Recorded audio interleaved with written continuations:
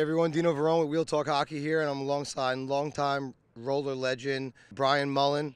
Over 800 career NHL games with the San Jose Sharks, New York Islanders, New York Rangers, and the team that drafted them, the Winnipeg Jets. How you doing, Brian? I'm doing great. It's good to be here with you guys. Yep, definitely. So Brian, real quick before we start, tell us why you're here today at John J. McMahon Outdoor Rink. Well, I'm the ambassador for youth hockey programs for the New York Rangers, and this is one of our programs that we started about 2 springs ago. It's a street hockey program. We first brought it to a bunch of schools up in Harlem, and we kind of took over their gym classes and got sticks in their hands and just taught them the basics of the game: passing, shooting, stick handling, and we just let them, play a little floor hockey game, and it's been catching on. And this year we're bringing it out to the neighborhoods. Obviously, with COVID and all that stuff going on, everything's got to be outdoors, and so we're bringing it around to the neighborhoods and running free clinics and just trying to get sticks into kids' hands that have never played the game before, have never gotten a chance. We all know how expensive hockey is, and we're always trying to make it affordable for the kids that don't have the money to play ice hockey, just to experience our game. Yeah, I mean, that's one of the things that we started Wheel Talk Hockey, was to just talk about how just watching a game or just getting a stick in your hand gets the love going of the game. And once you start playing, it's kind of hard to give it up. And like you said, we all wind up in a men's league somewhere. So tell us about your starts in Hell's Kitchen and how you started on quad skates and steel wheels with electrical tape as a puck. Yeah, well, I actually started playing ball hockey in a gym at the local PAL. A fellow by the name of Joe Horvat was the director there, and he started a gym hockey league for us, and it kind of caught on when we had so many kids playing in the gym that he transitioned to the park a couple of blocks away, which happened to be right across the street from my apartment, New York School of Printing. And he started a roller hockey league, and everybody started playing on roller skates, and that caught on. We had a peanut league, which was maybe 5 years old to 10 years old, and then we had the big league on Sundays, and so you graduated from the peanut league to the big league, and eventually we made it to the ice, and a bunch of the guys got full scholarships to college, and coming from a neighborhood like Hell's Kitchen and playing roller hockey and street hockey and making it to college, there had to be at least, I would say, 40 kids from that neighborhood that went to college playing hockey. Yeah. So just a little small, step in the right direction and gets a lot of kids going, and you never know where that career goes once you start playing, right? Yeah, you really don't. Hopefully a kid that shows up today here, maybe he'll make it to the NHL, maybe he'll make it to college, maybe he'll play on his high school team. However far they want to take it, we just feel it's a great sport. It's a great team sport. It's a great life learning sport. Getting along with teammates, learning how to eat right, getting prepared for games, stuff like that.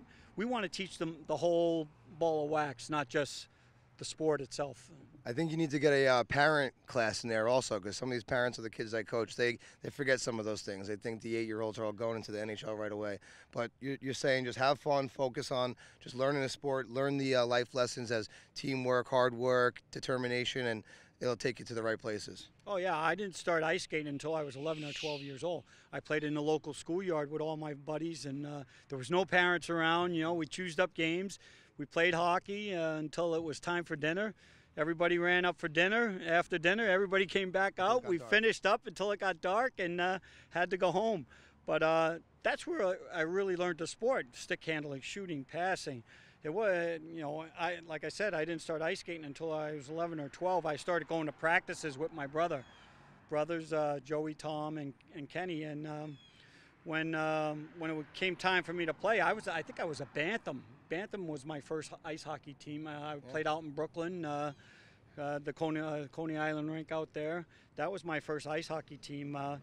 If it wasn't for all the volunteers, like I had a coach, Richie Myers, who used to come all the way to Manhattan, pick me up, bring me out to the games in Brooklyn, and bring me back to Manhattan, and he'd have to go back home in Brooklyn.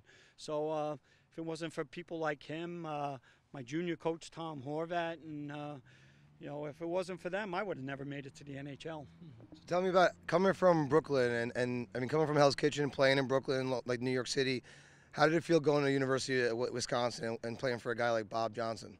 It was pretty wild. I could remember I was playing juniors over in New Jersey for the New Jersey Rockets in Totowa, and Bob Johnson came down to watch me in the Junior B Nationals, and that was a thrill. And he recruited me for the University of Wisconsin, and I wound up going to the University of Wisconsin. I went out there for a visit, and it was just an awesome place. There was no doubt in my mind that was the school for me. And when I went there, my first year, we won NCAAs. Nice. As a freshman, we won the NCAAs. We went back my sophomore year, and we lost to North Dakota in the finals. And it was probably the best 2 years of my life. I had a blast out there. I met my wife out there.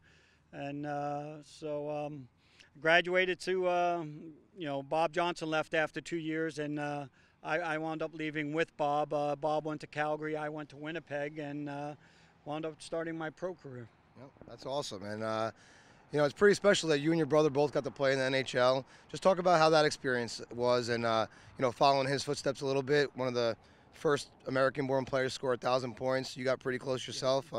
Just talk about, being in the same household, watching what he did and just trying to emulate and be better, I guess. Well, yeah, I was watching Joey my whole life. I was kind of following in his footsteps. He wore number 19, so naturally that got handed right down to me. When I started playing, I wore number 19, and Joey had a rough road to the NHL. When he turned pro, he was undrafted. Went to Boston College for 4 years, undrafted. Emil Francis, who was the Ranger GM, picked him up, who was in St. Louis at the time. Got sent down to the minors his first year, scored 40 goals, was Rookie of the Year down in the Central League. Got sent back down to the minors his second year, scored 60 goals, was Player of the Year, and did everything he could to make it to the NHL, but just never cracked the lineup. And the third year, got sent back down, scored 20 in minors, and then got brought up at Christmas time and scored 25 in the NHL, and he never looked back after that. Pretty amazing, yeah. And to touch on, you talked about Emil the Cat Francis. Didn't he start a league based on watching you guys play outdoors? Yeah. Oh, absolutely. He started the Met League, which Nicky Fatiu, Richie Hansen, Jim Pavis, myself, all my brothers, Tom, Kenny, and Joey, and all the other kids I mentioned that went to college, played in this league. And if it wasn't for Emil Francis just taking a walk, the garden was on 49th Street at the time, and that's the block I lived on. The schoolyard was on 49th between 9th and 10th Avenues. He took a walk one night, got out of his office, just wanted to get out and go for clear his head, and saw a bunch of kids he fighting on the park. saw a bunch of kids playing roller hockey, and he thought to himself, maybe we could get one of these kids to play for the Rangers one year. And sure enough, Nicky Fatiu made it to the Rangers from Staten Island. And, Joey, myself, like I said, a bunch of college scholarships came out of the deal. Yeah, so, NHL GMs, parents, kids, it doesn't really matter where you start. If you have a love for the game, just keep playing. And all it takes is one person maybe to walk down the street, see you, and things could happen. So, Brian, thanks for coming. Appreciate it. Good luck with the kids. What you're doing is great. Guys need to be involved to keep the sport growing. And all it takes is just one kid with a stick in his hand, and you see them all out there already. They all have big smiles on their face. It's about 38 degrees this morning. Nobody's worried about that today. Thanks again, Brian. Thank you. I'm going to go have fun with them. I appreciate it. This segment of Wheel Talk Hockey has been brought to you by Gold Hive Media. Create, capture, conquer.